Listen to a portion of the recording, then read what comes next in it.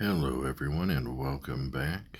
I am the Effective Collective. This is Idle Slayer, and we are taking a look at how to farm the jungle. So, it's a necessary place to be, right? You need the root, you need to make those rage pills, and you do occasionally need to refine some root. And not unlike the desert, we want to keep the bow off. We don't want to be shooting the bow. We want to be using our wind dash to speed up our rage as much as possible. Of course, mine's already online. If your rage is already online, go ahead and shoot your bow. Yeah, go crazy a little. um, because you do always want to throw your rage at the next box just in case there's a mega horde. That will reduce your rage cooldown significantly, by half, in fact. And of course, you want your whetstones running. I go ahead and turn silver boxes off because we're not looking to be opportunistic, right? We're not looking to see any big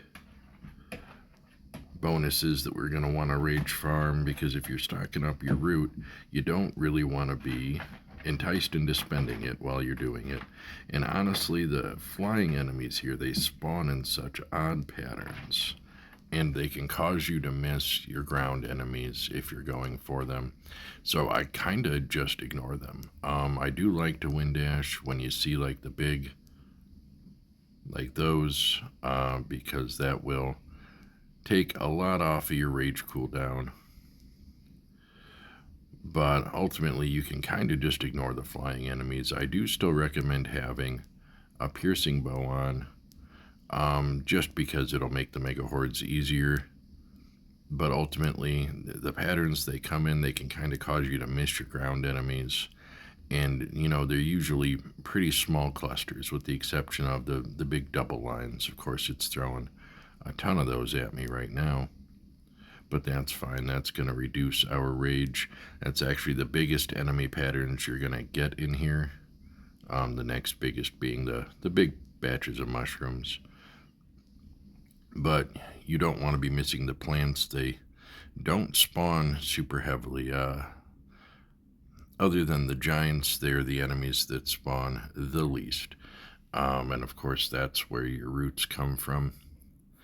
And we have our mini games turned off. We don't want our root farm to be interrupted by mini games, but the bonus stage, I guess you can just skip the portal, right? If you just don't want to do the bonus stages, but just like the enemies in the jungle, we can use our wind dash in the bonus stage to speed up our rage farming. So we just want to lay off the bow and go ahead and get all the goblins that we can with the wind dash, because that is going to speed up the cooldown for our rage pretty significantly.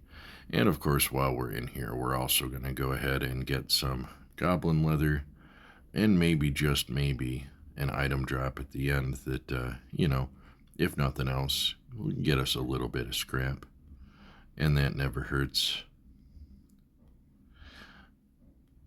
I don't run the bunny paw while I'm doing the farm in the jungle, because again, I'm not looking to be opportunistic. I'm not looking for any big buffs that's gonna.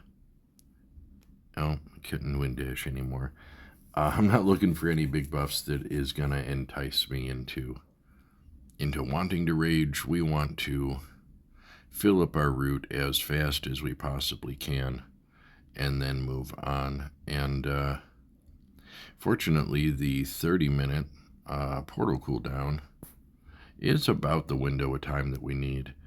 You can easily go from empty to full en route in 30 minutes.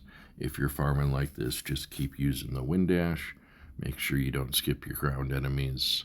Activate your rage as often as you can, and always throw your rage at a random box, because you want to get that chance at at activating a Mega Horde, because that's going to be your best farming, right? Raging through a Mega Horde, it doesn't get better than that for item farm.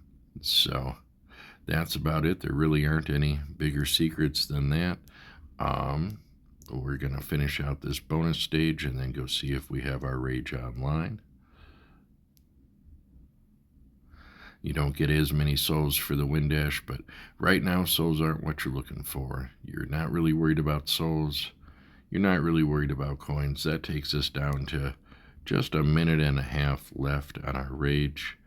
And pretty much in the time it took me to say that, we're now down to about a minute left on our Rage. It really does make a big difference to lay off the bow, use the Wind Dash, and get your Rages online as often as possible.